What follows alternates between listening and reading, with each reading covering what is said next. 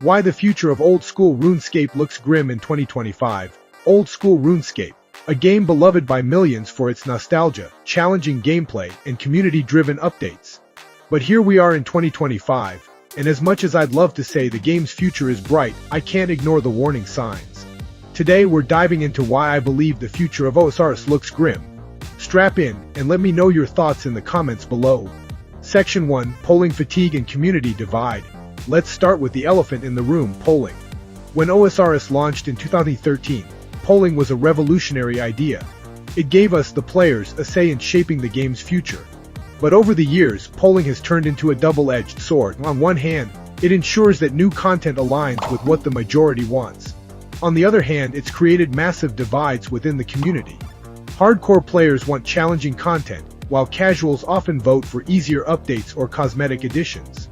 This divide is growing, and it's making it harder for Jagex to create updates that satisfy everyone. Let's not forget the fatigue. How many times have we seen promising updates shot down because they didn't hit the 75% threshold? It's frustrating for both players and developers, and it's starting to feel like the system is broken. Section 2, the botting and RWT epidemic. Next up, we've got botting and real-world trading. These issues have plagued OSRS for years, but in 2025 they're worse than ever. Just hop into the Grand Exchange or high-traffic skilling areas like the Zulrah Shrine, and you'll see bots everywhere. Why hasn't Jagex fixed this? It's not just about detection. The game's economy is deeply tied to gold farmers, and banning bots in bulk could destabilize prices for essential items. This creates a vicious cycle where bots thrive because the demand for cheap gold remains high, and then there's RWT. Bonds were supposed to curb it, but let's be real, it's not working. Players buying gold from third-party sites aren't just breaking the rules. They're creating an uneven playing field, and it's driving away honest players. Section 3, Stagnant Player Growth. Despite regular updates and big events, the player base has plateaued. Sure, we see spikes when new raids or skills are introduced, but they're temporary.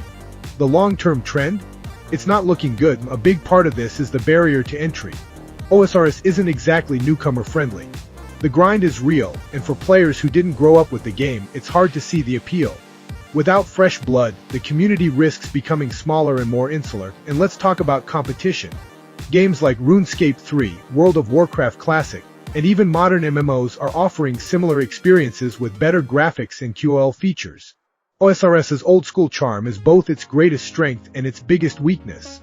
Section 4, Jagex's Leadership and Monetization. Now let's address Jagex itself.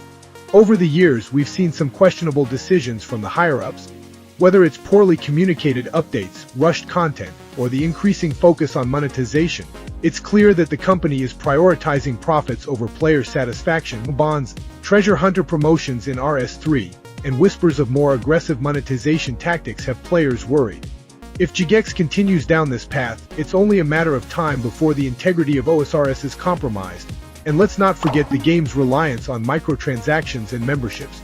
With inflation and rising costs, some players are finding it harder to justify spending real money on a game that's starting to feel neglected.